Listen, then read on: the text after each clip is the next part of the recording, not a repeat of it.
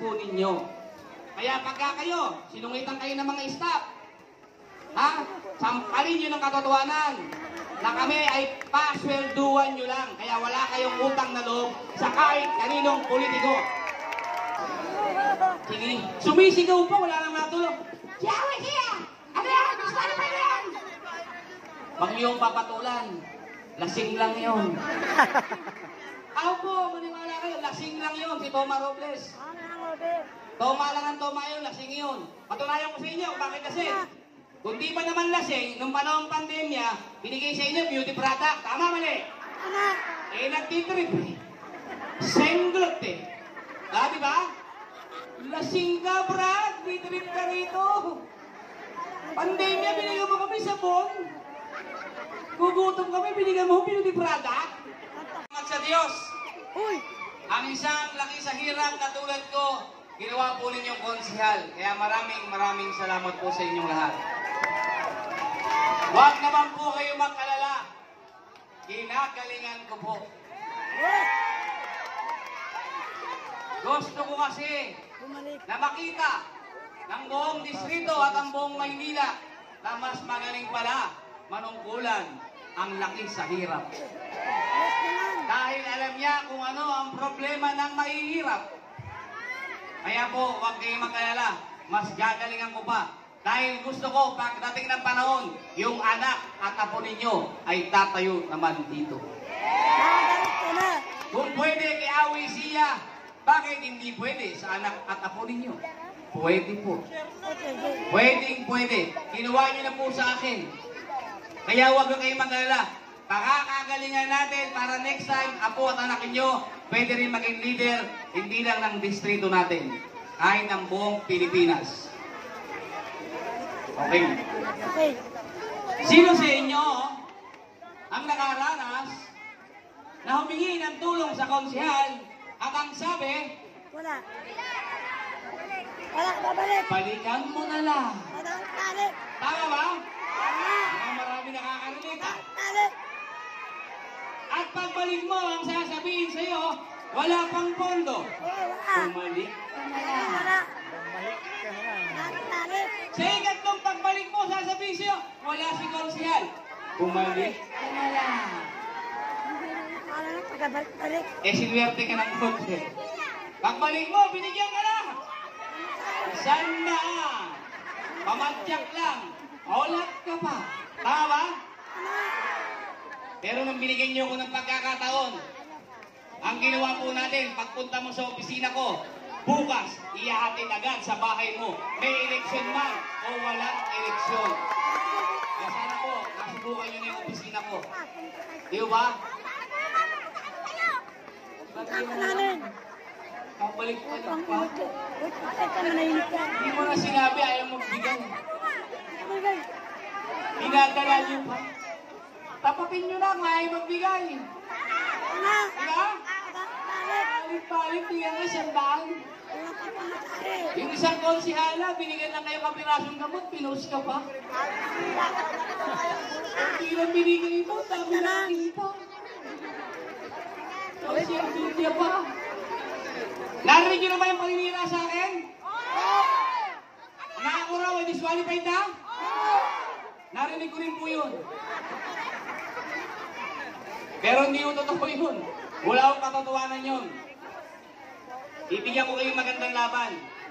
Pag si Awi siya, wala sa balota number 10, nagsasabi sila ng totoo. Ngunit tatapos si Awi siya ay nasa balota number 10, nagsisinungaling sila. Nagsisinungaling sila, kaya huwag nyo na silang iboboto.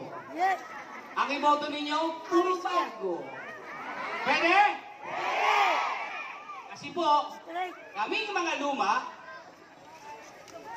pag binigyan nyo kami ng pagkakataon muli, kung ano yung ginawa namin noong nakaraang 3 taon, pag binigyan nyo kaming pagkakataon manalo muli, yun din ang gagawin din namin. Balik-balik kayo sa kanila. Bigyan kayo, 100. Tama ba? Para matapos yan, bumoto tayo bago. Your Miss Choice. Pwede? Pwede! Pag sila ng sila, digada na yan, maniwala kayo. Wala nang pagkakataon yung anak at apo ninyo na maging leader. Bakit? Sila-sila na lang. Tayo wala. Pag eleksyon, sasabihin sa atin, tutulungan namin kayo. Tutulungan namin kayo. Paano mo kami tutulungan kung hindi mo alam kung problemang meron kami? Tama ba? Alam ba nila habang kumakain tayo, nag-iisip tayo kung sinong Bombay maharang natin bukas, para yung pangkain tayo ulit? Hindi nila alam yun. Ang alam lang nila, naya ng ulam. Tama mo ba? Eh, katotohanan yun eh. Tutulungan mo kami, hindi mo alam kung anong problemang meron kami. Wow ah. Sinabi na rin ng tatay mo nakaraan yan. Hindi ginawa eh. Tapos ikaw na naman. Uy! Di ba? Tapos sisirahan nyo yung tumutulong. Oh, nagaya ng isa. Yung konsihala. Sa kabila, si Toma Robles. Sige, sumisigaw pa, wala nang natulog. Yawe siya! Ano yan? Gusto ano pa yan? Wag niyong papatulan. Lasing lang yun. Ako po, maniwala kayo, lasing lang yun, si Toma Robles. Toma lang ang toma yun, lasing yun. Patunayan ko sa inyo, bakit kasi? Kung di pa naman lasing, nung panahon pandemya, binigay sa inyo beauty product. Tama, mali? Eh, nagtitrip eh. Senglot eh. Ah, di ba? Lasing ka, Brad. Bitrip ka rito. Pandemya, binigyan mo kami sabon. Gugutom kami, binigyan mo beauty product. Laki ng pitong gatang ka. Mamurang ka naman. Yung kubol mo, tsaka lamesa mo, galing mo sa tatay mo ah. Ang laki na nakinita niya na. Ayaw pa magabono. Di ba? Yung katotohanan na ng buhay. Saan ka nakakita ng pandemya, bibigyan kayo sabon. Okay.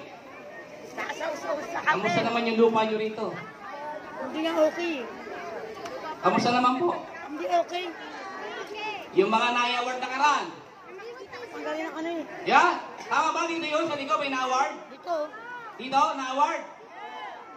Kami wala pa. In-award nyo lang yan. Pinahantin nyo lang. Iis ko Moreno bumili yan eh. Panahon pa ni Iis ko Moreno namin yan. Hindi naman panahon ninyo. Inabot lang ng award sa inyo. Tapat at totoo. Kayo lang nag-award. Hindi naman kayo napagod yan. Hindi naman yung pinirmahan yung pagbabayaran yan. Si panahon ni Iis ko Moreno, ang nagbayad po ng lupa na yan para mapunta sa taong bayan.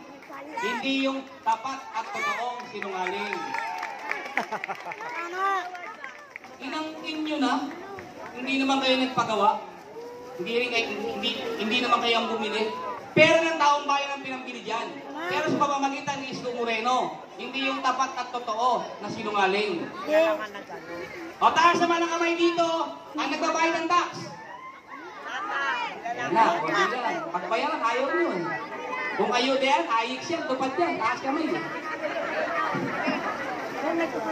Salamat sa mga tumaas ang kamay na alam nila sila yung nagbabayad ng tax. Sa mga hindi naman tumaas, ipaalam ko lang po sa inyo na kayo po ay kahit hindi direktang nagbabayad sa syudad ng tax, kayo po ay nagbabayad ng tax. Sa paanong paraan? Pag bumili ka ng kape, may tax yun. Pag bumili ka ng sigarilyo, may tax yun.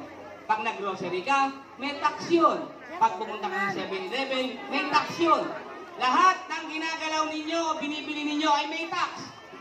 Kaya taas ang kamay ngayon, ang nagbabayad ng tax. Tama. Lahat po tayo ay nagbabayad ng tax. Alam niyo kung bakit ko tinatanong yan? Para alam ninyo yung karapatan na meron kayo. Karapatan ninyo kung ano man ang maitutulong ng gobyerno sa inyo kahit o sinong politiko. Dahil lahat po kami mga politiko, ang ginagamit naming pera ay pera ninyo, galing sa tax ninyo. Kaya kahit pag binigyan ka ng ayos, tupad, akap, kahit tabi, pag binigyan kayo, wala kayong utang na loob sa kahit kaninong politiko dahil pera po ninyo yan. Tama ba? Inakal pa sa inyo pa ba? Yung 2,000 nagiging 1,500 po. Tapos susumi, utang pa kami sa inyo. Hindi ko magagawa. Tinira yung tinira. Di ba? Wala ko kayong utang na loob sa kahit kaninong politiko. Kahit po sa amin, kaming elected, kami po, yung sweldo na nakukuha namin ay nanggagaling din po sa sa pera ng taong bayan, sa tax po ninyo. Kaya pagka kayo, sinungitan kayo ng mga staff, sampalin nyo ng katotohanan na kami ay paswelduan nyo lang. Kaya wala kayong utang na loob sa kahit kaninong politiko. Kulang pa nga yan. Kulang pa yung binibigay sa inyo. Yung tupad, ayix, akap, hindi naman lahat nagkakaroon. Diba? Wala kami. Pag di ka trip, negative ka. Di ka kasali. Pera ka. Diba? Kala ko, pera nila. Hindi naman nila pera. Pera ng taong bayan yun. Di ba? Kaya pumili kayo ng tamang leader. Tayo po, kahit mahirap tayo, pwede nating tulungan yung kapitbahay nating mahirap kahit hindi mo siya binibigyan ng pera. Tama ba? Alam niyo ba paano paraan? Pumili kayo ng tamang leader. Yung leader na may puso para tulungan kayo. Hindi kagaya nung ngayon. Mahirap ka na pagpunta mo ng ospital. Yung laboratory mo sa labas. 2,000, 3,000 babayaran mo. Tama ba? 25 billion ng pera. Pinag-laboratory ko sa labas. Iyang-iya naman kami sa napunta yung pera ng taong bayan. Tama po ba? Nung panahon niyo, Miss Moreno, lahat libre. Kahit CT scan, MRI, lahat yan libre, pati gamot. Kaya, maging matalino tayo sa pagpili. Pag binigyan kayo ng pera, kunin ninyo. Bakit? Pera nyo yun. Pera yun ng taong bayan. Kumita pa sila dyan. Kaya wala kayong utang na loob sa kanila o sa amin. Dahil kami paswelduhan nyo lang. Maraming salamat sa inyo at magandang gabi. Halika! Get first! Time! Maraming salamat po pala.